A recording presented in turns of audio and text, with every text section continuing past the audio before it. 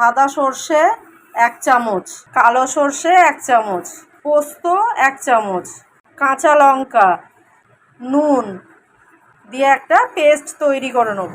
পাবদা মাছ নিয়েছি, পাবদা মাছে নুন দিয়ে দিলাম, হলুদ দিলাম, ভালো করে নুন হলুদটা মাখিয়ে নেব।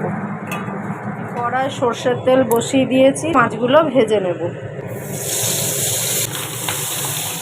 মাছগুলো ভেজে তুলে নেব। পাবদা মাছগুলোর এক পিঠ ভাজা হয়ে গেছে, অপর পিঠটাও উল্টে দিয়েছি। মাছগুলো ভাজা হয়ে গেছে, মাছগুলো তুলে নিচ্ছি।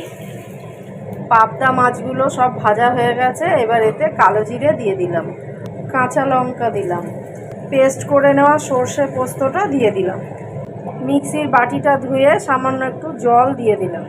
এবার এর মধ্যে নুন দিয়ে দিলাম, হলুদ দিলাম, একটুখানি নেড়ে চেড়ে নিয়ে এর মধ্যে জল দিয়ে দিলাম। ঝোলটা ফুটে গেছে, এবার ভেজে রাখা পাবদা মাছগুলো এতে দিয়ে দেবো।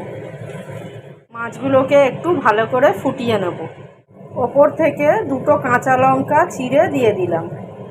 তৈরি করে নিলাম সর্ষে পোস্ত দিয়ে পাবদা। এবার এটা নামিয়ে নেব।